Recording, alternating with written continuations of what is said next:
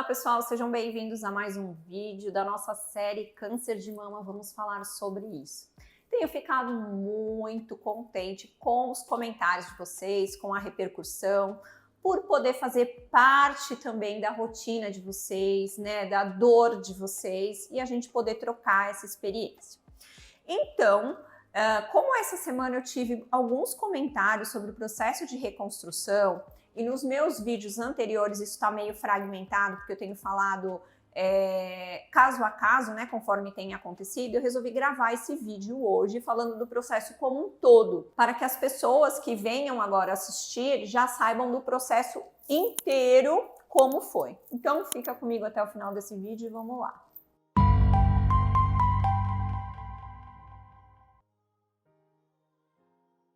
Bem, pessoal, tenho sentido aí a mulherada bem conectada comigo, né? Se identificando aí quem tem câncer de mama, trocando experiências, e isso é muito legal, é reconfortante para mim e sinto que tem acalentado o coração de muitas de vocês. Então, o vídeo de hoje eu vou fazer um compilado do meu processo da reconstrução mamária. Então, eu vou começar falando de como foi a retirada das mamas até o processo atual, tá? Então, vamos lá. Bem, eu descobri um câncer de mama em 2022 num exame de rotina. Eu já possuía alguns nódulos mamários e já vinha fazendo acompanhamento com mastologista desde os meus 26 anos. Hoje estou com 43, né? E aproximadamente, mais ou menos em 2019, o meu mastologista já tinha proposto fazer a remoção total da mama como uma forma preventiva, tá? Fazia os meus exames anualmente. Então eu fazia mamografia, fazia ultrassom de mama, fazia sempre punções para fazer a verificação, fazia também a punção tanto com agulha fina quanto com agulha grossa, e todas as vezes que eu fiz esses exames, dava diagnóstico de tumor benigno, nunca de tumor maligno. Então, havíamos feito esse planejamento, mas eu estava passando por um momento da minha vida muito complicado, porque o meu pai estava muito doente e ele demandava muito de mim, que dependia de mim e do meu marido para levá-lo para as internações, para os hospitais, para os tratamentos. Além do mais, eu tenho 2 filhos pequenos, né? Para quem já me conhece há algum tempo sabe, então também complica porque tinha a rotina das crianças. E eu também tenho meu trabalho, né? Para quem me segue sabe que eu trabalho na empresa Solar Brasil, né? Estou à frente da empresa desde a época que meu pai ficou doente. Então a vida estava muito corrida, não dava para fazer uma cirurgia eletiva daquele porte naquele momento. Bem, o meu pai faleceu em julho de 2021. E naquele momento eu decidi que eu ia cuidar de mim. Então, eu fui refazer os meus exames para poder fazer a programação da cirurgia, porque chegou um momento que eu realmente precisava cuidar de mim. Eu não tinha mais o meu pai, que eu precisava passar a maior parte do tempo correndo com ele, então ia ter esse olhar mais carinhoso comigo mesmo. Então, fui no meu mastologista e ele fez a solicitação de todos os exames novamente, para que pudéssemos ver como estava o cenário da minha mama naquele momento. E eu fui fazer os meus exames e sempre fiz os meus exames no laboratório FEME, a quem eu tenho muita gratidão e muito carinho, tá? O FEME é um laboratório especializado em mulher, não ganho nada para estar falando deles, tá, pessoal? Falo porque me sinto muito bem fazendo exames lá. Então, ele é um laboratório especializado em mulher, elas têm um olhar muito carinhoso para você e, logicamente, eles já tinham todo o meu histórico. Então, eu fui fazer uma mamografia. Eu tinha feito há mais ou menos uns 8 meses antes a punção, né? E a punção tinha dado aquele BIRAD lá como não preocupante, como nódulo benigno mesmo, tá? Mas, quando eu fui fazer essa mamografia, a doutora que estava me atendendo não gostou muito da imagem. E aí ela pediu para que o meu médico solicitasse, em caráter de urgência, uma ressonância magnética, né? E assim foi feito. E eu não fiz essa ressonância, porque pela vontade dela eu faria já naquele momento, mas como tinha feito esse exame da mamografia, podia dar alguma alteração. Então, acabei fazendo talvez uns 5, 6 dias depois da mamografia e ela acabou me acompanhando nesse exame, né? Então, me causou um pouco mais... Ao mesmo tempo, eu me senti importante, né? Cuidada, mas também um pouco preocupada. Então, eu fiz a ressonância magnética e, ao pegar o resultado, meu médico descobriu que os nódulos tinham mudado de característica, né? Agora eles estavam com uma aparência, já tinha uma suspeita grande de ser um tumor maligno. Então começou a correria para a cirurgia, mas sem um diagnóstico definido. Fizemos toda a correria para fazer a cirurgia. Quando mandamos a documentação para o convênio, meu convênio é o Bradesco Saúde, tá? Há muitos anos, o Bradesco negou, né, essa parte de cirurgia. Mas como já tinha esse diagnóstico, não dava para esperar. Então, através da minha advogada, eu entrei com uma liminar judicial e consegui fazer a cirurgia com a minha equipe médica através de liminar judicial. Então, quando eu entrei no centro cirúrgico, já estava a equipe da mastologia, a equipe da cirurgia plástica e os meus médicos também pediram um patologista. Por quê?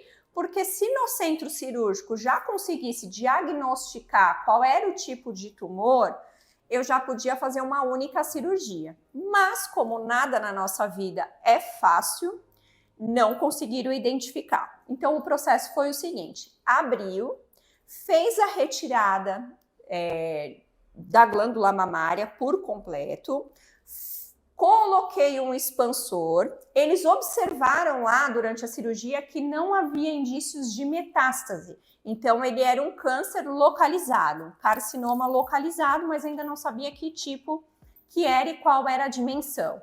Então, eu coloquei o expansor e a equipe de cirurgia plástica fez a reconstrução mamária para que eu pudesse continuar com o meu mamilo, né? Então, eu saí da cirurgia com o expansor e tive que aguardar sair o diagnóstico da parte da patologia. Passado uns 10 dias, chegou o resultado da patologia, onde constatou que os meus 2 tumores, né, das 2 mamas, eram carcinoma ductal in situ, ou seja, ele estava no ducto mamário e localizado, então não tinha indícios de metástase, né? Bem, quando esse diagnóstico saiu, o meu mastologista já pediu vários exames genéticos para verificar se tinha algum indício genético que pudesse comprometer ou pudesse dar algum problema futuro.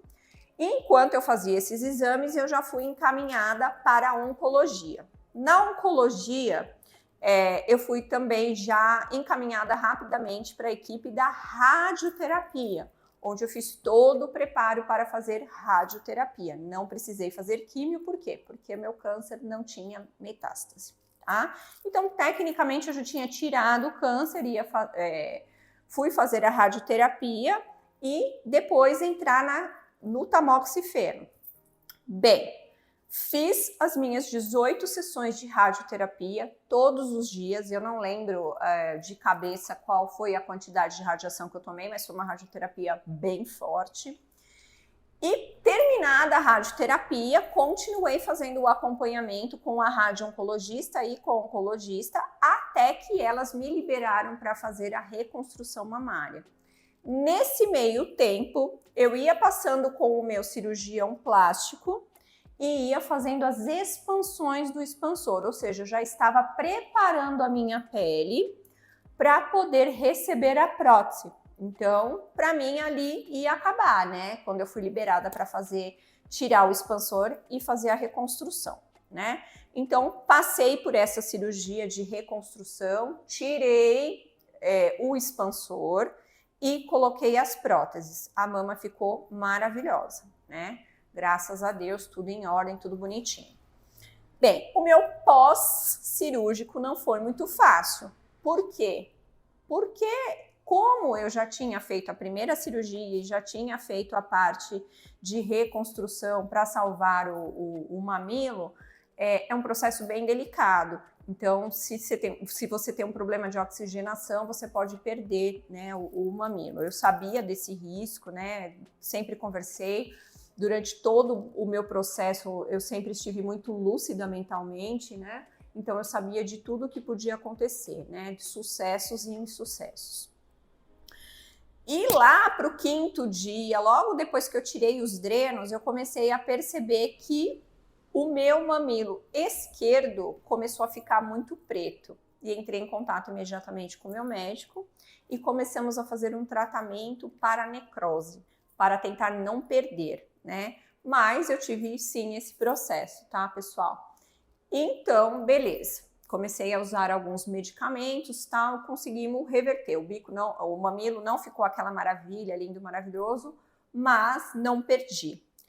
Contudo, fazendo as drenagens do pós-operatório, começou a perceber a mama direita, começou a apresentar como se fosse um pontinho. E numa das minhas drenagens, a esteticista que me atende, Karina linda, um beijo para você, ela achou que não estava legal uma parte dos meus pontos, tirou uma foto e pediu para que eu entrasse em contato imediatamente com o meu médico, meu cirurgião plástico. Bom, e assim fiz, entrei em contato com ele, no dia seguinte fui ao consultório e ele falou que a pele estava abrindo. Eu não vou lembrar os nomes técnicos, tá? A gente está aqui para bater papo, não para falar de parte técnica, né? Mas ele falou que estava abrindo, né? E possivelmente isso seria uma reação da radioterapia, que a pele fica mais judiada, vamos dizer assim, né? Apesar de todo o cuidado. Então, no consultório, com a finalidade, com o intuito de tentar salvar essa mama e recuperar, nós demos alguns pontinhos. Ele me encaminhou para uma terapia chamada hiperbárica. O que é terapia hiperbárica? Você é encaminhado para uma câmara onde tem oxigênio puro, 100% puro, e você fica lá por 1h30 todos os dias, por X sessões. Isso é uma terapia muito boa para cicatrização. Então, as pessoas que têm diabetes, algumas feridas que não cicatrizam, fazem uso dessa terapia. Bem, fui encaminhada então para a terapia hiperbárica e fiz 10 sessões, tá? Seguidas, todos os dias. E passadas essas 10 sessões, tiramos os pontos. E no momento que tirou os pontos, acreditamos que deu tudo certo. Bom, saí do consultório, cheguei em casa, eu estava sozinha com as crianças, meu marido tinha um compromisso externo e eu fui, depois de dar janta para as crianças, arrumar a mochila, aquela rotina de mãe que todo mundo sabe, eu fui tomar banho. Quando eu tirei o meu sutiã, para minha surpresa, havia aberto, o buraco, né, já estava aberto basicamente 2 vezes mais do que a primeira vez. Então, para não criar pânico nas crianças, eu me sequei, passei uma gaze, um esparadrapo, botei o meu pijama e fiquei bem quietinha esperando meu marido chegar, porque eu fiquei tão transtornada que eu não conseguia nem tirar uma foto no espelho para mandar para o meu médico. Bem, Sérgio chegou em casa, eu mostrei para ele ficou super nervoso porque ele falava que dava para enxergar a prótese estava exposta. Ele tirou uma foto, eu mandei imediatamente para o meu médico, que me respondeu que no primeiro horário eu precisaria estar no consultório. Bem, assim fiz, né? Eu fui para o consultório, ele olhou e falou que eu teria que ir para o centro cirúrgico de emergência para poder resolver aquele problema, né? E assim foi feito. Fui para o Hospital Santa Catarina, ele mesmo que me operou. E aí ele me explicou que se estivesse tudo ok, ele esterilizaria a prótese, faria um retalho subcutâneo e a gente conseguiria colocar a prótese de novo, mas não foi isso que aconteceu, tá? Quando eu fui para o centro cirúrgico, que ele tirou a prótese, ele enxergou que existia uma infecção atrás da prótese, né? Então eu perdi a prótese. Então ele fez a retirada da prótese, fez as devidas esterilizações e fechou, deixou sem nada. E aí eu fiz uso de medicamento durante algum tempo, e aí ele me explicou o que tinha acontecido. Depois eu fui descobrir com a oncologista que isso é comum de acontecer em pacientes que fazem radioterapia com o grau de radiação que eu fiz. Ela disse que não é uma coisa incomum acontecer, mas logicamente a gente fica bem chateado. E eu fiquei 4 meses sem prótese, sem expansor, sem nada, tá? E me recuperando. Passado esses 4 meses, bolamos o plano para para colocar de novo a prótese.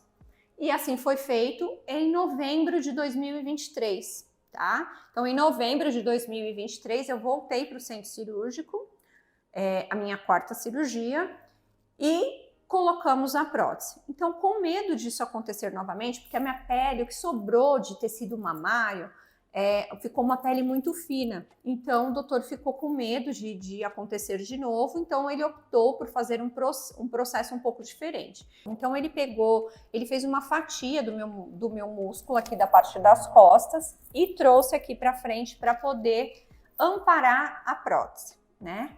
Então, foi uma cirurgia grande, bem dolorida, porque tudo que mexe com o músculo é muito dolorido. E, ok, a cirurgia ocorreu tudo bem, foi uma recuperação um pouco mais traumática em termos de dor, mas tudo bem, passamos, né? E estamos acompanhando desde então como é que está o processo de cicatrização. Nós estamos em maio, praticamente, então a mama tem desinchado. Essa cirurgia é uma cirurgia que precisa fazer bastante drenagem porque fica bastante líquido no local. Então, tenho feito muita drenagem, me sinto muito inchada ainda, mas deu certo, tá? Então, qual é o próximo passo agora? Acabou, Alessandra? Não, não acabou, gente, porque como ele mudou o plano cirúrgico, o que aconteceu? Ele teve que trazer esse músculo para cá e precisávamos esperar desinchar para ver como é que ia ficar. Então, obviamente, as 2 mamas não ficaram iguaizinhas. Então, como é que ficou, tá? Como é que tá? Uma mama ficou mais baixa do que a outra, uma ficou maior do que a outra, mas isso é um processo, né? Quem perde a mama sabe que nós nunca mais vamos ter uma mama igual, né? Então, a gente vai fazer a reconstrução, isso é um processo, e é um processo muitas vezes demorado e dolorido. Mas, gente, para quem passou o processo de perder a mama e colocar um expansor e usar um expansor, isso é fichinha. Porque você já vê que você está caminhando, está no processo final, né? Então, eu me sinto muito grata todos os dias, apesar de que quando eu tiro a roupa, eu ainda vejo essa diferença. Mas isso, sinceramente, não tem me causado um problema de autoestima.